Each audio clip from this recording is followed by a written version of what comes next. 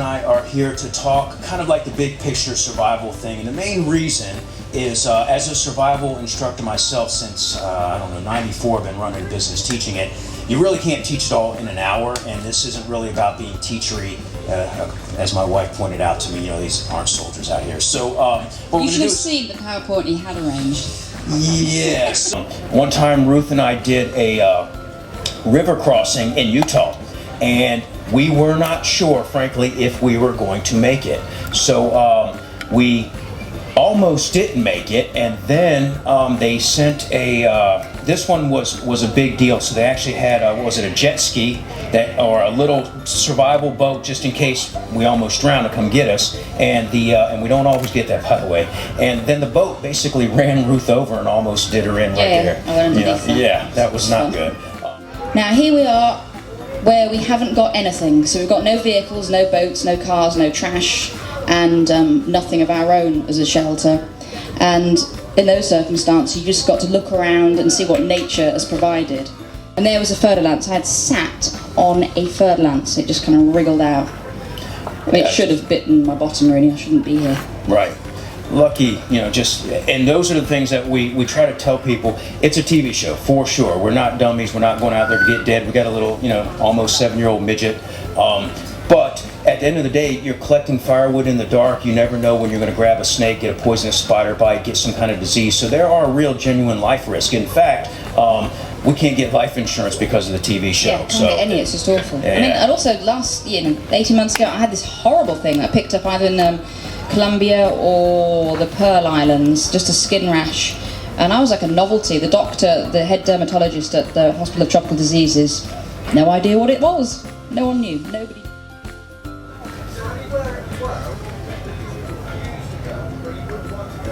That's a great question. The question was, is there anywhere in the world that we wouldn't go or would refuse to go? I personally wanted to go to Chernobyl and teach sort of a post-apocalyptic. Ever.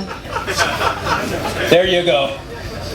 I mean, the Geiger counters, you can just be within like 12 feet. It can go off the scale of the Geiger counter and then be completely normal. Not doing that. Don't want any 5-headed babies. Sorry. So outside of that, man, it's all fair game, except for places that are at war. Just because we don't necessarily want to die, and then we do actually try to keep a sort of a social consciousness about where we go. So we do look at what's going on politically, and there are some countries that if we don't really support the leadership, we don't think it's a great thing to send tourists their way. Probably won't be going to Iran. Yeah, something like that.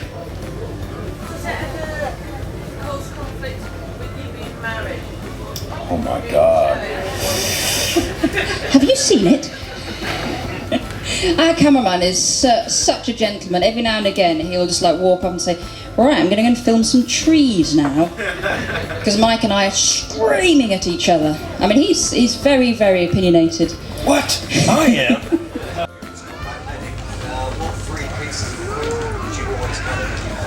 Oh man, for sure something for a tourniquet. That's I wear a belt no matter what, even in swim trunks, because that's like number one thing. Yank that tourniquet on, save the blood, right? Probably always I wear a t-shirt because I can use it as a dressing, and also to stop the bleeding. Because I mean, the biggest thing for the real trauma is losing the blood, the red blood cells. The airway, I mean, you're going to poke a hole in it. In the lungs, you're going to cover up a hole. But the big thing is saving the blood. You can't fix or replace that. Probably that, and... Do you mean like proper medical? Or do you mean medical supplies? Well, see, because to me, the illness and injury are two different things. So, sticking with the hard items, certainly something for a tourniquet, something to stop the bleeding, and I don't know, probably those are the two biggest things there. And then for medicines, the things that I find that survival people need the most are something for headache, which is usually dehydration, but if you can't drink water, something for a headache, because you can use it for a lot of aches and pains. Something, an antibiotic.